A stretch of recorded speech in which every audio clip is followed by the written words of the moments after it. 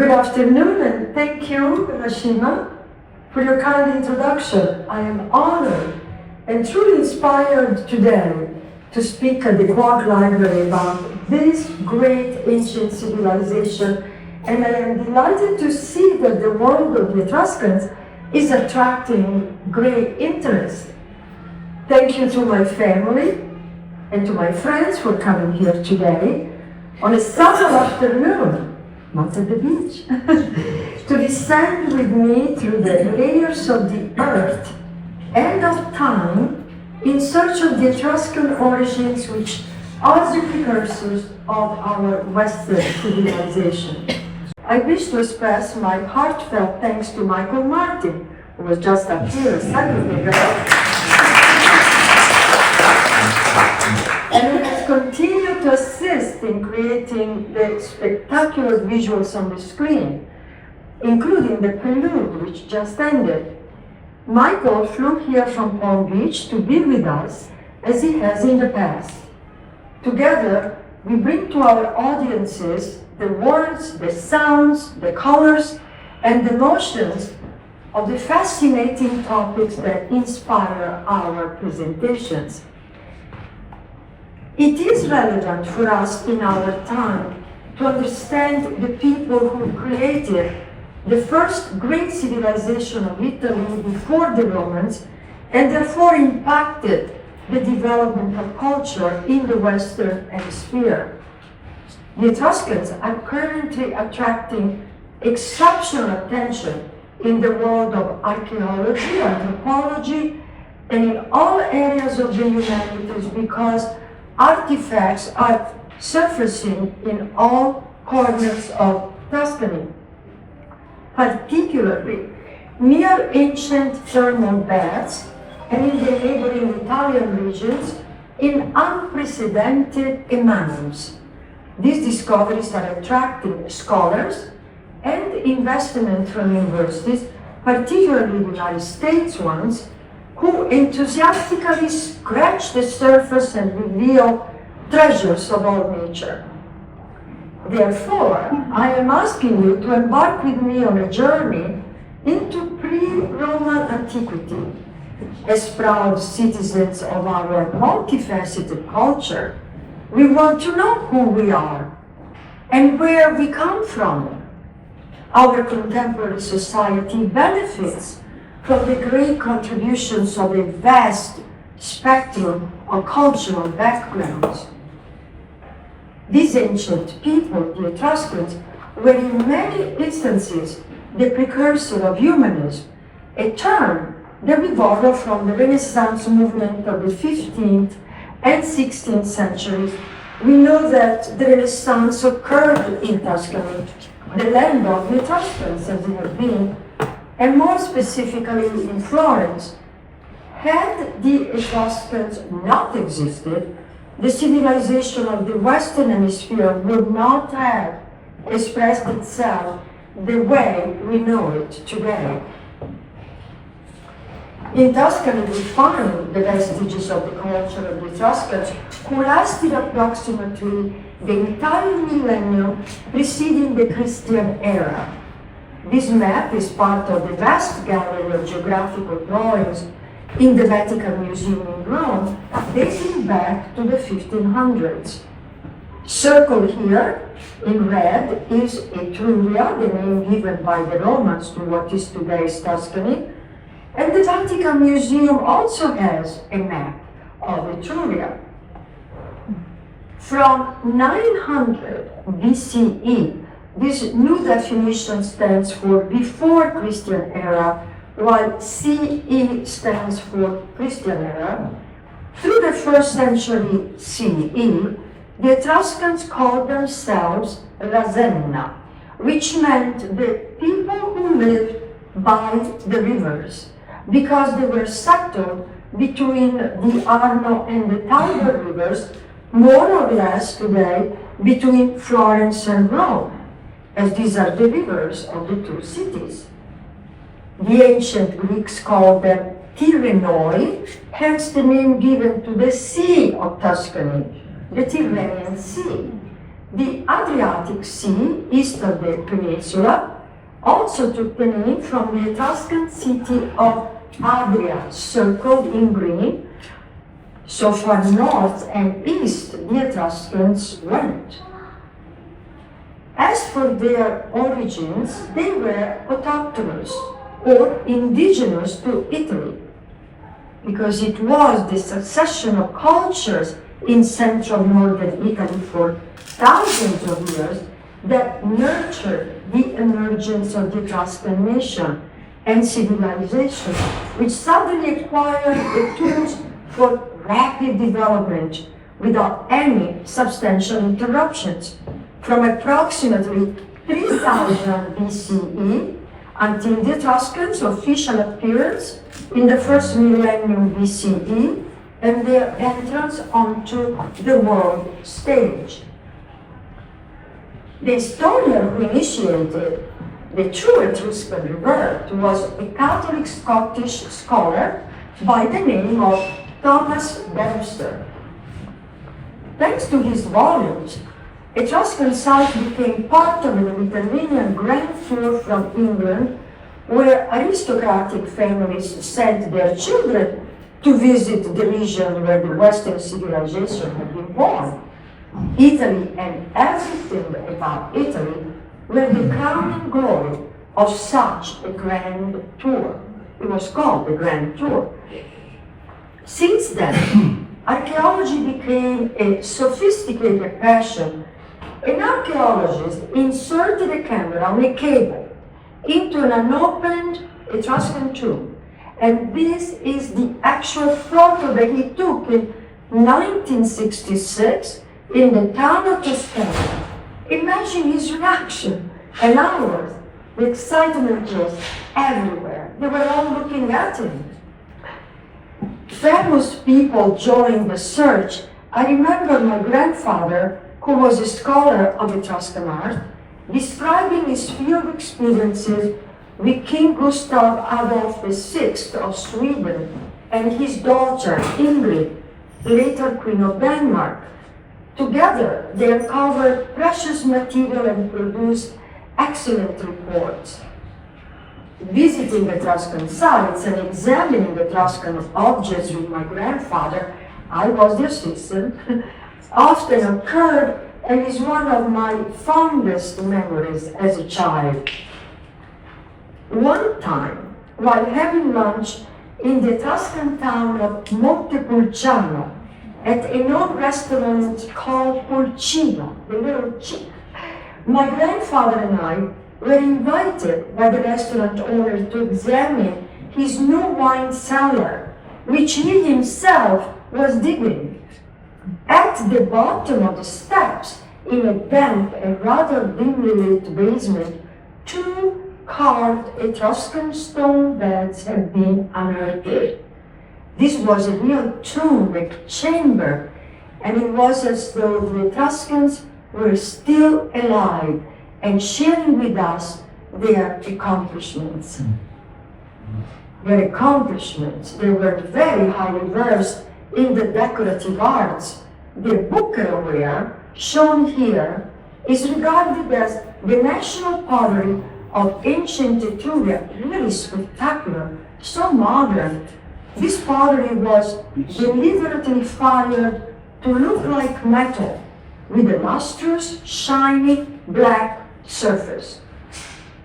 They were undisputed masters of bronze sculpture and were praised by all their contemporaries for their artistry. The famous Capitoline Lupa, the she-wolf, the symbol of Rome, is Etruscan from the 6th century, and she is in fact the symbol of the capital of Rome. The two infants were added in the 14th century CE, and they are Romulus and Remus, the twin brothers who were the founders of Rome and milk-fed by the she-wolf, who brought them up in a river. The Etruscans were exceptionally accomplished jewelry makers who used gold in large quantities, stones of various degrees of preciousness, and artistic techniques which make us marvel today. The largest collection of Etruscan jewelry and the replica made in modern times are at the National Etruscan Museum of Villa Giulia in Rome. The collection was mostly donated by the Castellani brothers, yes, my family ancestors, who also replicated the most beautiful pieces and donated them to the museum. Etruscan jewelry design has been copied throughout the millennia, with some of the techniques still a mystery and never replicated, like the Pointel design. They also succeeded in designing means of transportation.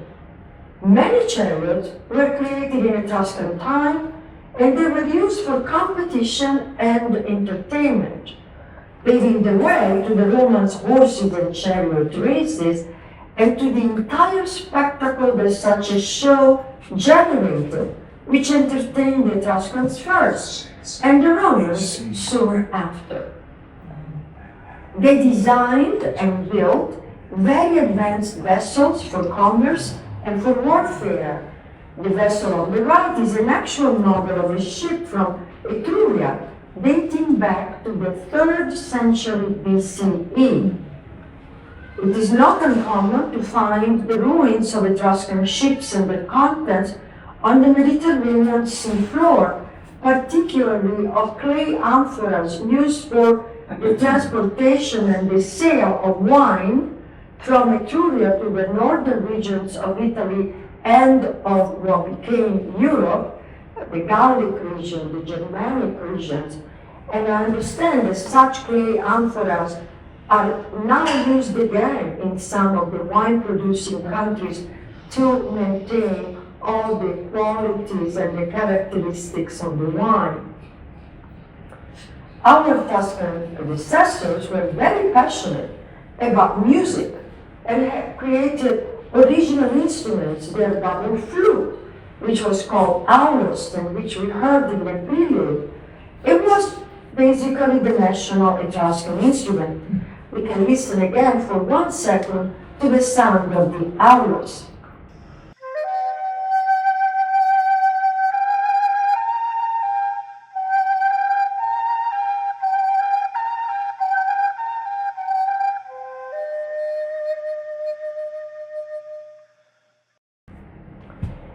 They became legendary flautists in the ancient world.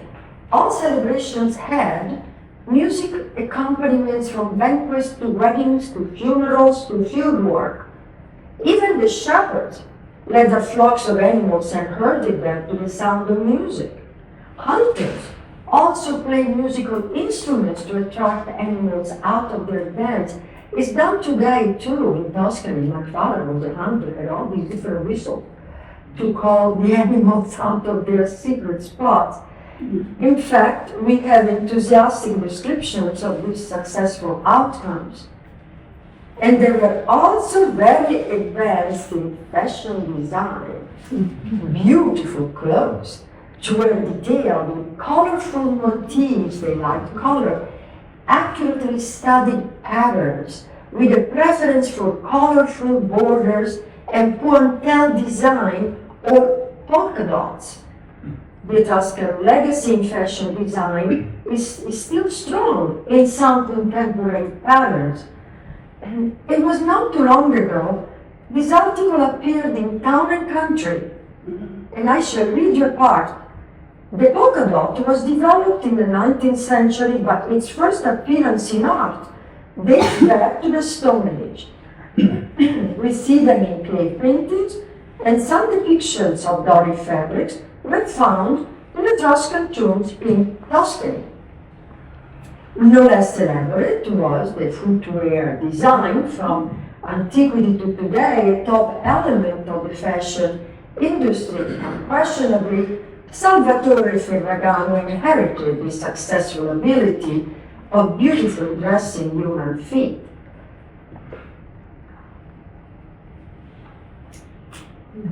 Rome had been founded in 753 BCE, and three kings of Rome were Etruscans themselves. The Etruscans had endowed their rich and living heritage to the Romans, and throughout the continuous expansion of the mighty Roman Empire to the civilization of the Western Hemisphere also. Rome at the end finally conquered Etruria, but the first three kings of Rome were from Etruria and built the foundations of the city. They were Tarquinius Priscus, Servius Tullius, and Tarquinius Superbus, the Proud. As a side note, our first grandson is appropriately named Charles Tarquinius Coke, born in 2014 CE.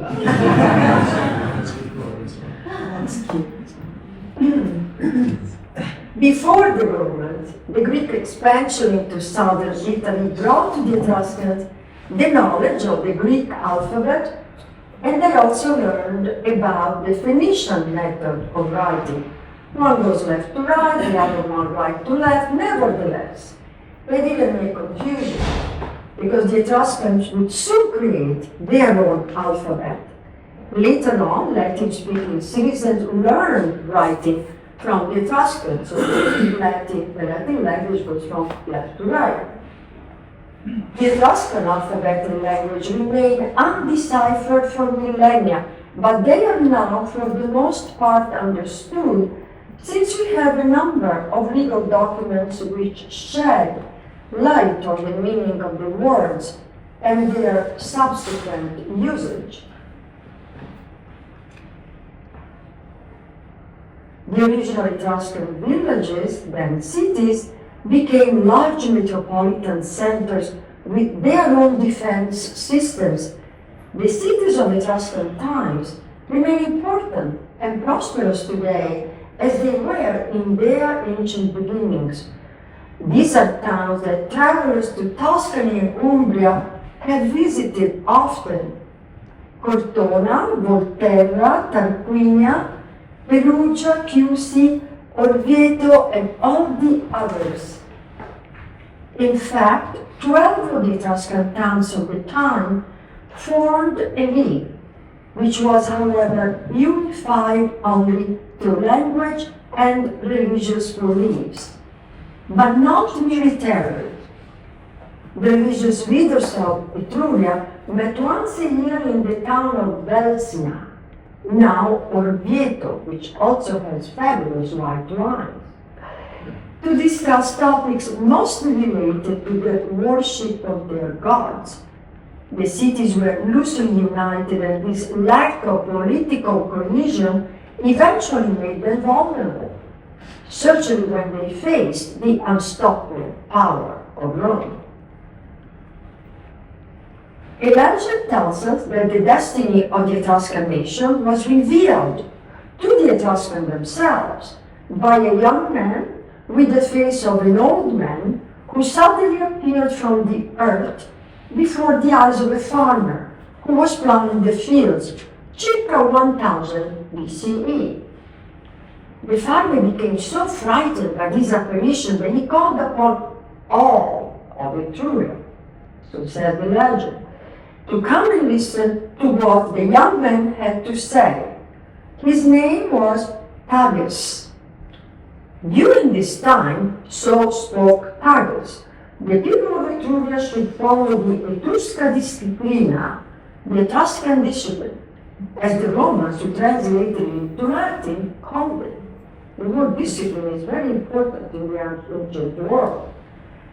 For an entire day, as we see in this depiction, Tagus explained what the Etruscan discipline was, and the crucial importance for the Etruscans to live by his instructions, in order to prosper and to survive.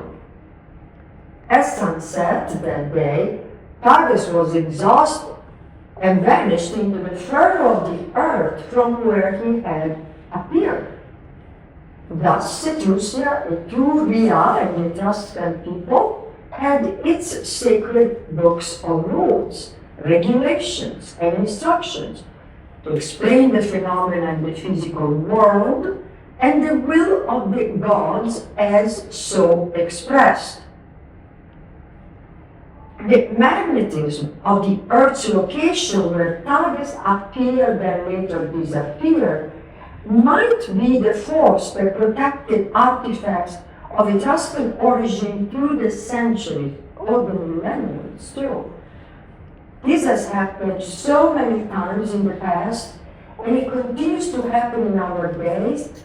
As I mentioned earlier, visitors to the Tuscan villages with thermal baths continue to find statuettes, right down there, and other objects appearing out of the earth as they walk, just as targets appeared. The recent excavations, spanning from June 2024 into 2025, delved into the sacred temenos and wall enclosures surrounding the sanctuary. This excavation unveiled the remnants of a central temple constructed around the thermal water basin within the sacred space. Remarkably preserved by thermal waters and clay, archaeologists unearthed an array of votive offerings and artifacts, and these artifacts include over 10,000 coins from the Roman Republic to imperial periods, oil lamps, votive statues, anatomical pieces indicating petitions for healings, long bronze snakes likely of Agatha Daemon, serpent god of spring and prophecy, as well as various inscribed objects. Researchers have discovered that around the year 500 CE, approximately 2 centuries after Christianity became the official religion of the Roman Empire, which was then in decline, the sanctuary was dismantled piece by piece. The statues were then laid at the bottom of a large pool, covered and sealed with columns and large slabs of marble. The archaeologist Emanuele Mariotti describes this as the burial of a civilization performed with pietas, with piety, the Latin word for respect and family devotion. The 2024-25 excavations at the Bagno Grande Sanctuary have reshaped our understanding of how sacred space, healing, and cross-cultural worship intertwined in ancient Tuscany. The upcoming museum and park promise public access to these remarkable stories and artifacts. The sanctuary, the Bagno Grande's treasures, are on track to open to the public by the end of 2026. Excavated artifacts and the site itself are planned to be displayed in a newly created National Archaeological Museum housed in the restored 16th century Palazzo dell'Arciprefettura in San Casciano de Bagni, if anyone wants to make notes, just south of Siena. An adjacent thermal archaeological park is also being developed around the site. Religious people, as they were, the Etruscans had diviners called aluspices, the high priests, who carried with them a ritus, a sacred staff symbolizing the authority from a higher power, very similar to what a religious authority of our time referring to the church for high functions, for a temple. As an answer to the problem of ascertaining the divine will, the Tuscan aluspices developed an elaborate system of divination. The Tuscan believed that the gods offered a continuous stream of signs in the phenomena of daily life. If accurately read, these signs could correct men's affairs. Indeed, this revelation may not be pleasant or easy, but it would be dangerous to doubt them. There were 4 major areas of divination: interpreting lightning, the flight of birds, reading the stars to trace the perimeter of a new town, and examining the entrails of sacrificed animals. The haruspices carefully examined the liver of sheep and goats that they had sacrificed for the purpose. They believed that the animal's liver contained clear explanations of actions and events about to occur. The liver, not the heart, was considered the symbol of life. The body and the mind were reflected in the condition of the liver's health. It is still a perspective of doctors in Tuscany. The first question that they have for you when you go for their advice on something that has nothing to do with the liver, they ask you what the liver is. I say, my foot hurts. How is the liver? True. In 1877, a bronze liver was found in the soil by a farmer who was plowing the fields near Piacenza in northern Italy. The same story repeats itself over and over again of Etruscan appearances and of artifacts emerging from the earth to unsuspecting workers. This liver was divided into regions. It's really a spectacular masterpiece, which corresponded to the constellations in the sky. The right side denoted good luck, and the left side bad luck. The liver of Piacenza was divided into 40 regions, each marked with the name of a different god. And we see how this model provided a dictionary-like reference guide. This bronze liver is displayed in the Museum of Piacenza in a ring built specifically for it. It's like a royal ring by itself. So precise an art leaving entrails was. It was the Etruscan Auspex, a priest, who foretold Julius Caesar of his imminent death by the Ides of March, when Julius Caesar was in fact murdered. One can see that in Etruria, as in other parts of the ancient world, not just Italy, theological and secular knowledge were not separated. Whatever man set himself to do on earth must be in consonance with the cosmos.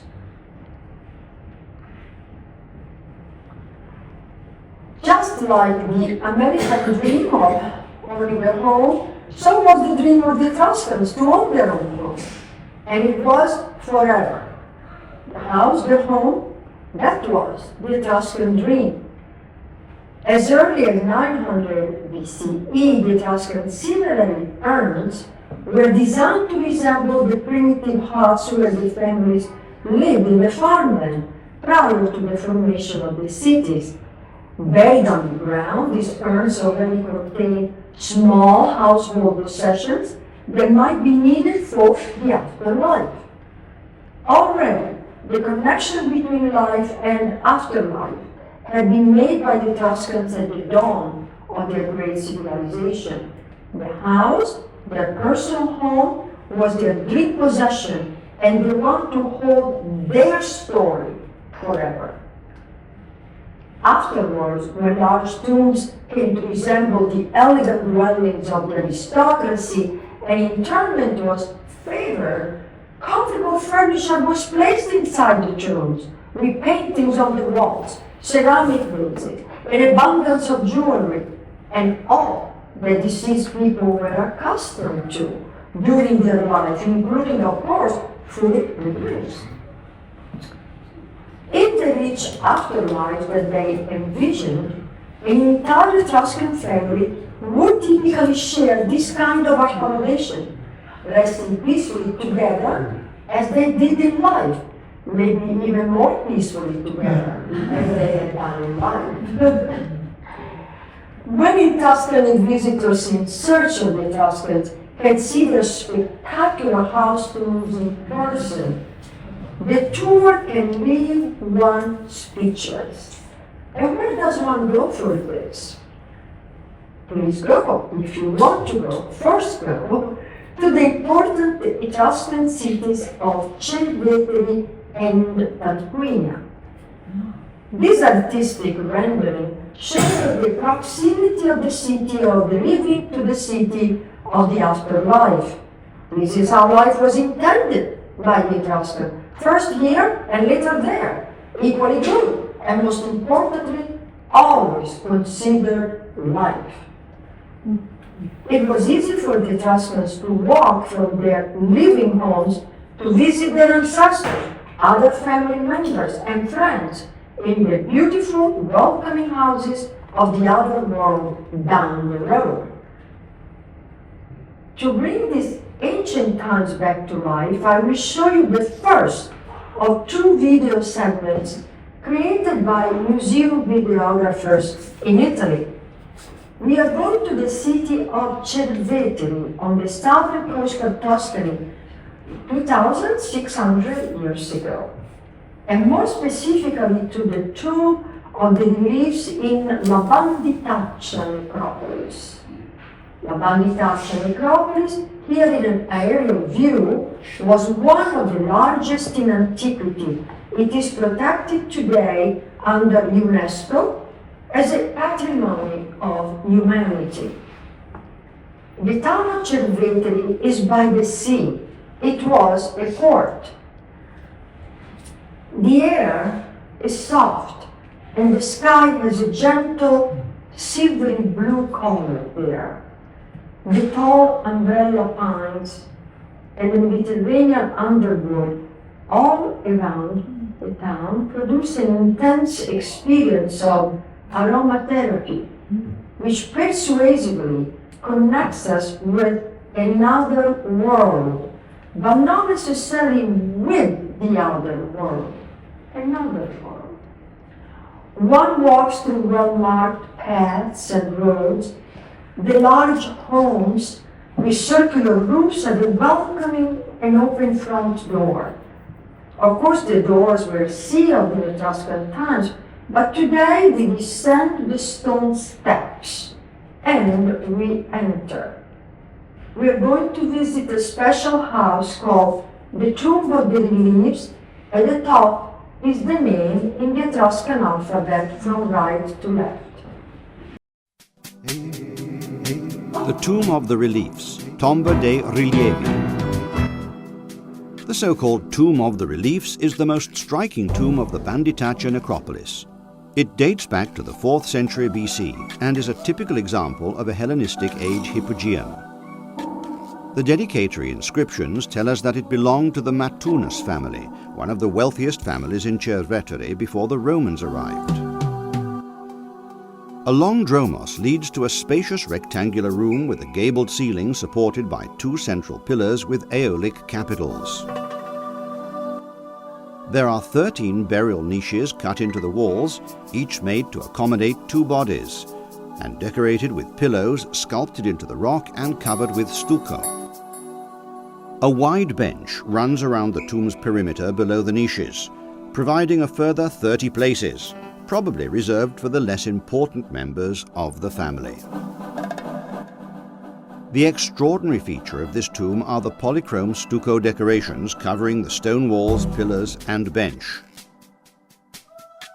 They depict weapons, everyday objects, and animals, thereby illustrating the daily life of a wealthy Etruscan family in the 4th century BC. The pillars show cooking utensils and agricultural tools, a jug, an axe, a games table with a pouch for the pieces, and the dice. Below, a pattern of cats and geese portrayed in a variety of poses. The main burial area is in the center of the back wall. The remains of a high-relief male torso can be seen on the left-hand pilaster. Lower down there is a sculpted jug and a kylix, a kind of pottery wine goblet. On the right-hand pilaster below the fragment of a female torso there are some typically feminine objects. Necklaces, a fan, and a walking stick. The arrangement of these decorative elements may have been in reference to the ancient practice of placing the man's bed on the left and the woman's bed on the right. Between the bas-relief bed legs, the gods of the underworld have been depicted. Typhon and Cerberus, the three-headed dog, whereas on the right there is a pair of sandals.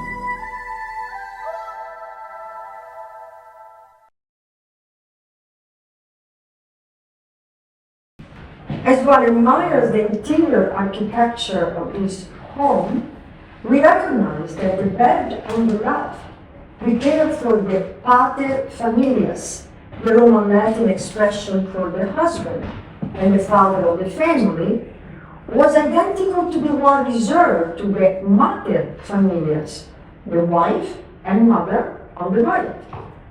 In fact, the woman, the wife, the mother, was perceived to be the lady of the house and the guardian of the family treasures. And many times she would become also the object of particular respect and veneration. Great goods like jewelry and linen were associated with women generally of the upper social strata, whose male descendants paid respect to by placing objects of great value next to her. In Etruria, men and women dined together at banquets, accompanied by music and enjoying wine, which was a practice that incurred the strongest criticism of Greek and Latin writers. Moreover, the fact that women could own the vessel in which wine and water were mixed, wine was served with water in antiquity, as we know from the inscription on such objects, raised great disapproval abroad for showing that the ladies were connected with the occasion and that they took part in the libations and celebrations.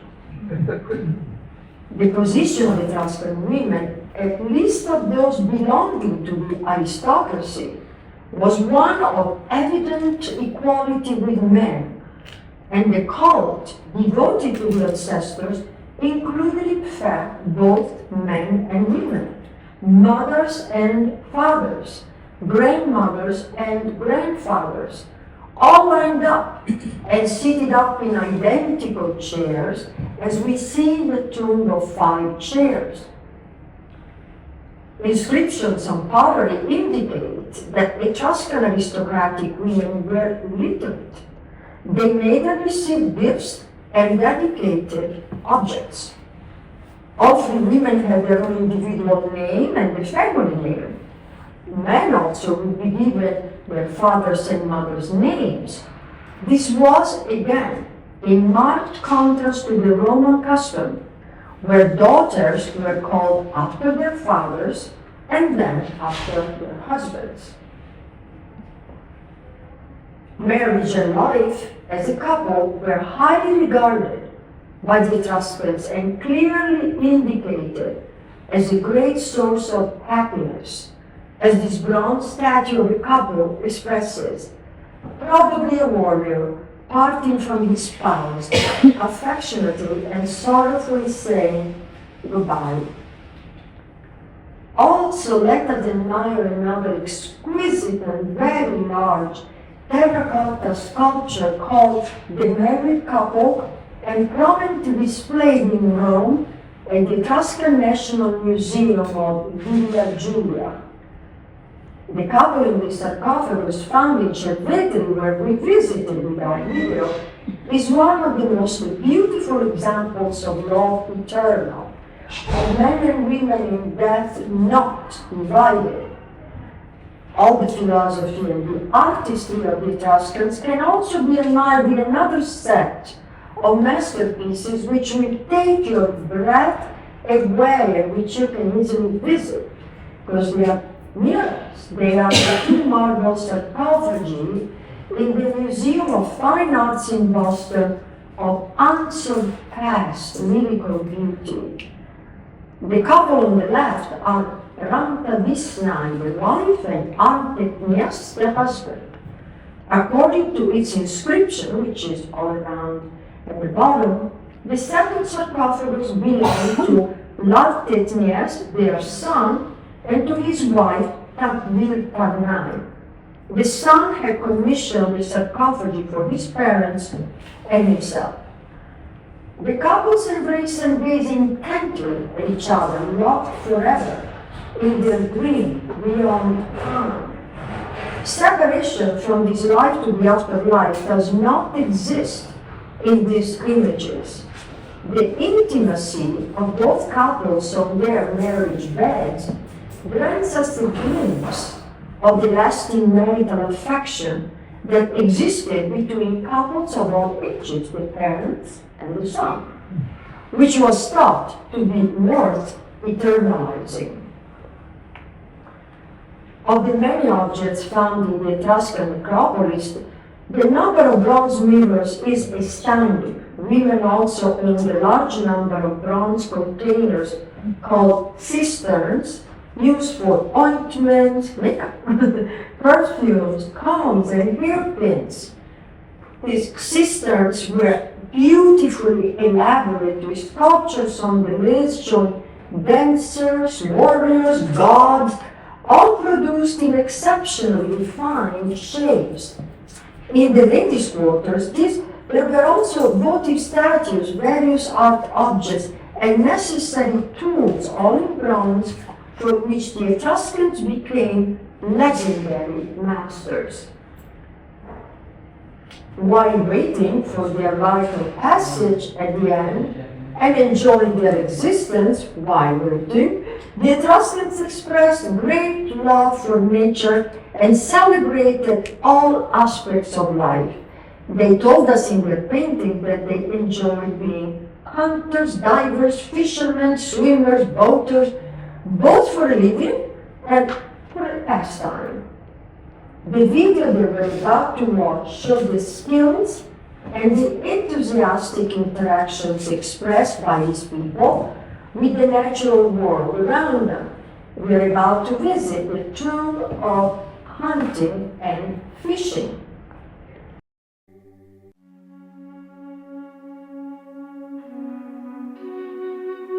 The hunting and fishing tomb presents two rooms, both with drooping ceilings, and owes its name to the decorative motifs painted in both the rooms. Identified in 1873, it was built between 520 and 510 BC. The decoration of this sepulchre stands out due to the scenes it chooses to depict.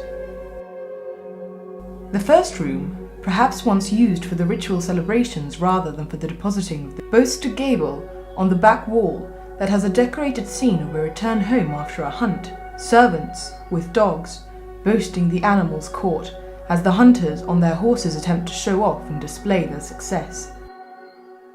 The four walls of this room display the images of a forest, animated by the dance of a couple moving to the music of a flute painted on the right-hand wall.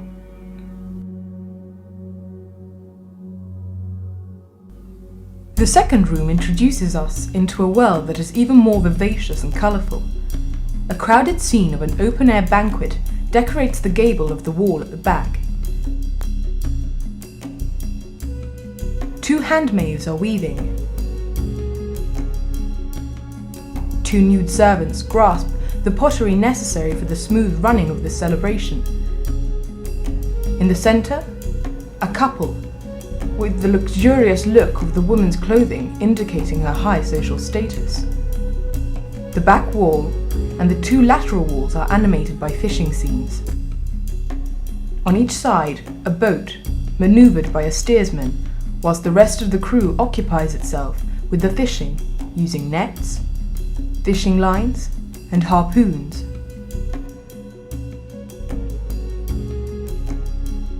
On the left wall, the fresco portrays the scene of a man who is climbing up a cliff, from which a young nude man is diving off.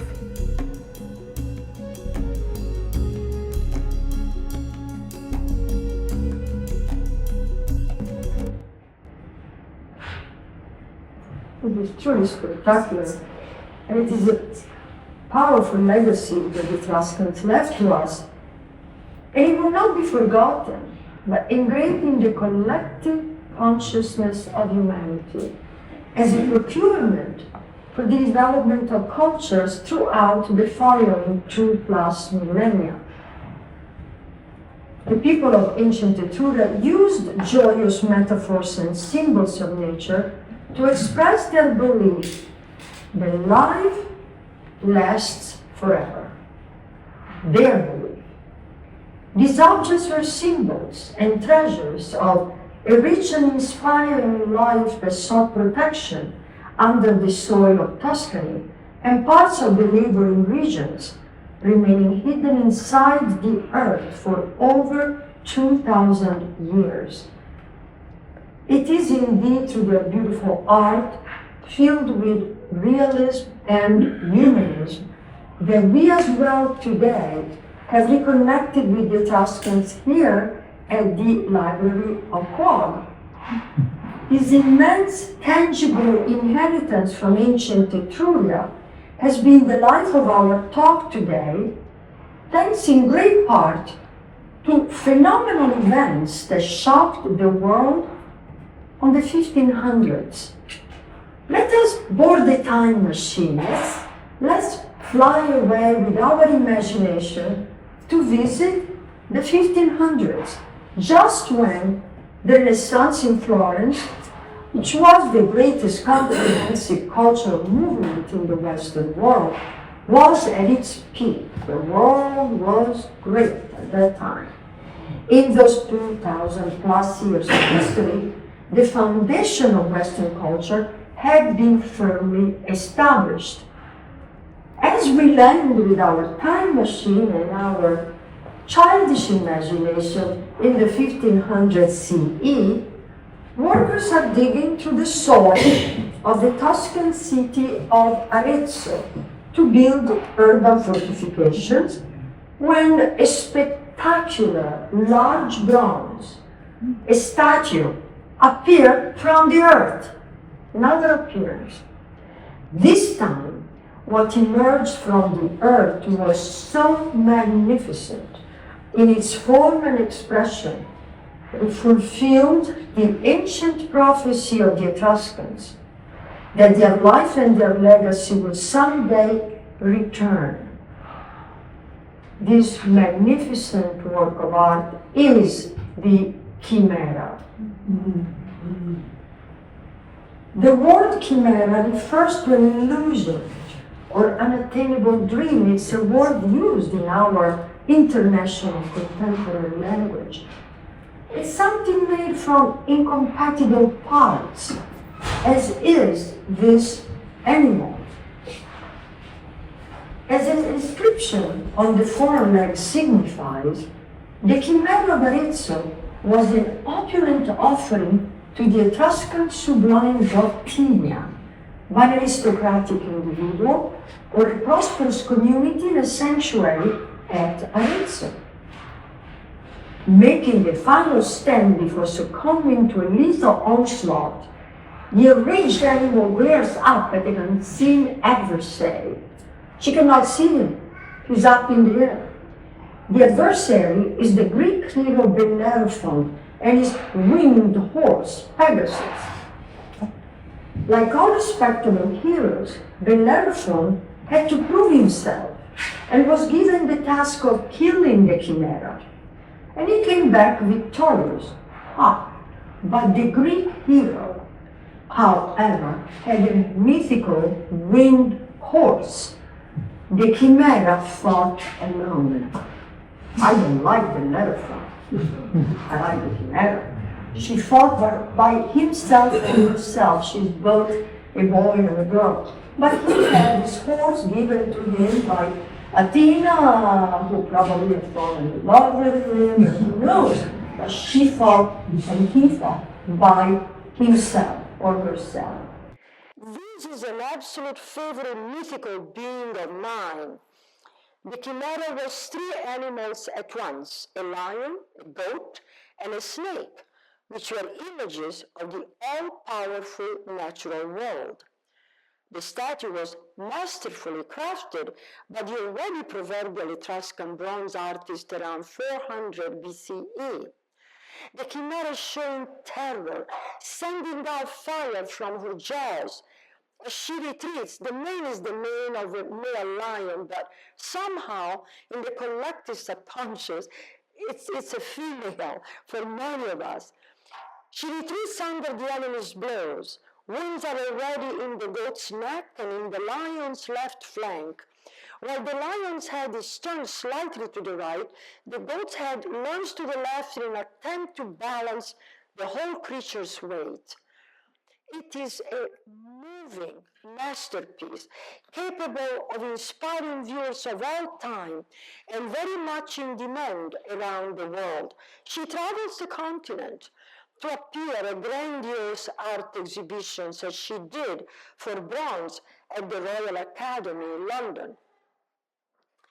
A recent exhibition, November 2024, called The Theatre of the Virtues, Teatro delle Virtù in Arezzo, connected the selection of paintings and frescoes by late Renaissance artists to the power of the Etruscan bronze chimera that stood majestic in the center of the exhibit.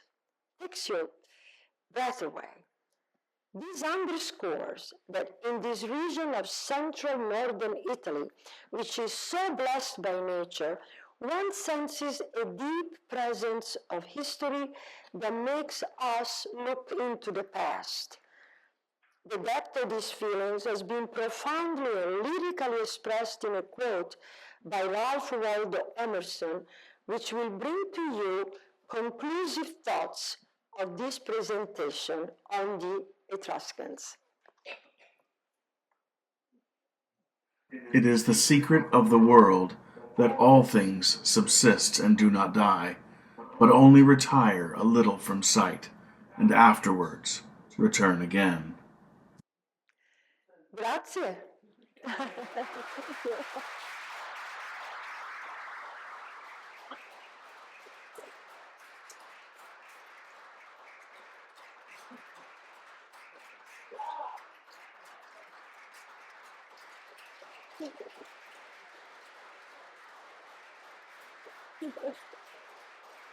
Grazie, grazie.